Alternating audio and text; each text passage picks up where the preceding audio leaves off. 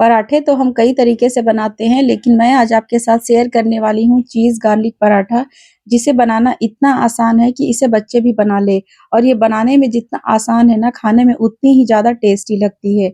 इसे आप बच्चों के लंच बॉक्स में या फिर ब्रेकफास्ट में भी दे सकते हैं। तो चलिए शुरू करते हैं। इसे बनाने के लिए सबसे पहले मैंने यहाँ पर ले लिया है 2 कप गेहूँ का आटा। इसमें डालेंगे स्वाद के अनुसार नमक, आधा चम्मच अजवाइन। अजवाइन को इस तरीके से हाथों में रब करके आप इसमें डालिए, इससे इसका फ्लेवर और भी ज़्यादा एनहांस हो जाता है। और इसके बाद हम इसे बढ़िया से पहले इस तरीके से मिक्स कर लेंगे और अब हम इसमें थोड़ा-थोड़ा पानी डाल कर के इसका एक सॉफ्ट डो बना कर के तैयार कर लेंगे। हमें बिल्कुल रोटी और पराठे की तरह ही इसका एक आटा लगाना है, बिल्कुल सॉफ्ट, और इस तरीके से आप लगा करके इसे 5 मिनट के लिए रेस्ट पर छोड़ दीजिए। 5 मिनट के बाद जब हम इसे देखेंगे तो देखिए हमारा आटा और भी ज़्यादा सॉफ्ट हो गया है।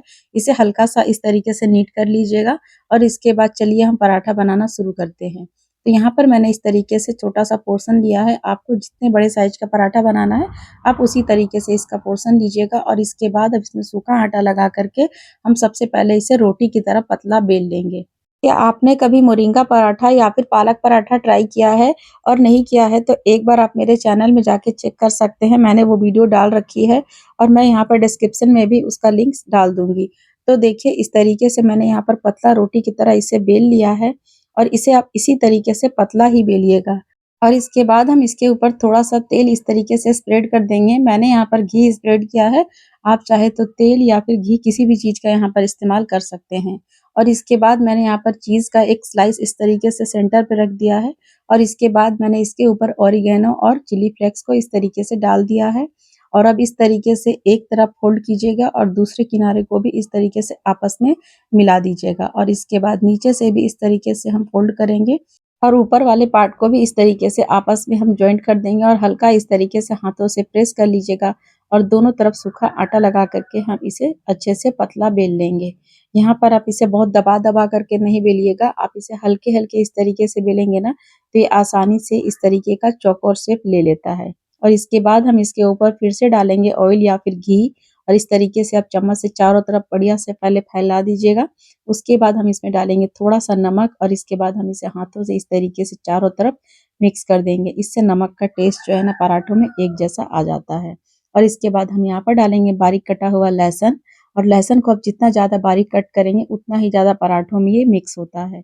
और इसके बाद थोड़ा-सा बारीक कटा हुआ हरी मिर्च और थोड़ा-सा बारीक कटा हुआ धनिया, इन सबको डालने के बाद हम इसके ऊपर फिर से थोड़ा-सा सूखा आटा इस तरीके से स्प्रिंकल करेंगे और इसके बाद इसके ऊपर हम हल्का-सा बेलन चलाएँगे ताकि सभी चीज़ें बढ़िया से चिपक जाए। तो इस तरीके से अगर आपका ये बेलन में चिपक रहा हो तो आप थोड़ा-सा सूखा आटा लगा कर के आप इसे अच्छे से बेल लीजिएगा और लीजिए हमारा ये एक पराठा बन कर के तैयार हो गया है। और इसी तरीके से सेम प्रोसेस से हम बाकी के सभी पराठों को तैयार कर लेंगे।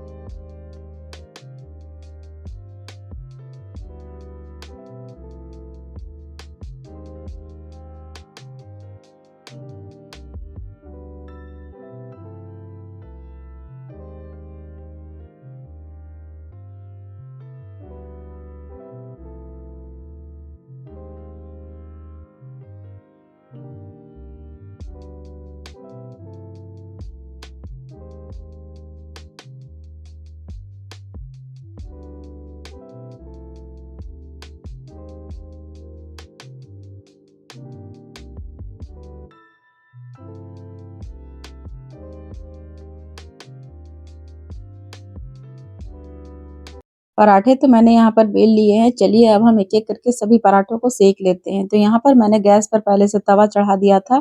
तवा गरम हो जाए तब इस तरीके से पराठे को आप इसके ऊपर में रखिएगा और थोड़ा-सा जब पराठा सिक जाए तब इसके बाद हम इसके ऊपर थोड़ा-सा ऑयल या फिर घी लगा कर के इसे हम अच्छे से सेक लेंगे। पराठा को किस तरीके से सेकना है ये टोटली आपके ऊपर डिपेंड करता है। अगर आप इसे बहुत ज़्यादा लाल करना चाहते हैं तो लाल भी कर सकते हैं और अगर हल्का भी सेकना चाहें तो आप इसे हल्का भी इस तरीके से सेक सकते हैं। तो देख सकते हैं यहाँ पर हमारा एक पराठा बन कर के तैयार हो गया है। अब हम इस तरीके से दूसरे पराठे को भी सेक लेंगे। और आप सब मेरी वीडियो कहाँ-कहाँ से देखते हैं, कौन-सी सिटी से देखते हैं, प्लीज़ मुझे कमेंट करके ज़रूर बताइएगा। और आपको पराठा क्रिस्पी पसंद है या फिर सॉफ्ट, वो भी मुझे कमेंट करके ज़रूर बताइएगा। तो लीजिए हमारा पराठा यहाँ पर सिक गया है। चलिए अब हम इसकी प्लेटिंग कर लेते हैं। तो मैंने यहाँ पर दही के साथ इन पराठों को सर्व किया है। आप चाहे तो टोमेटो केचप के साथ या फिर किसी ग्रेवी वाली सब्जी के साथ भी आप इसे सर्व कर सकते हैं। मेरी आज की ये वीडियो आप सबको पसंद आई हो तो वीडियो को लाइक ज़रूर कर दीजिएगा और अपने फ्रेंड्स एंड फैमिली में शेयर भी कर दीजिएगा। और अभी तक आपने अपने चैनल रिंकू किचन्स को सब्सक्राइब नहीं किया है तो प्लीज़ चैनल को सब्सक्राइब करके बेल आइकन को प्रेस ज़रूर कर दीजिएगा। मैं रिंकू मिलती हूँ एक ऐसी ही आसान सी रेसिपी के साथ।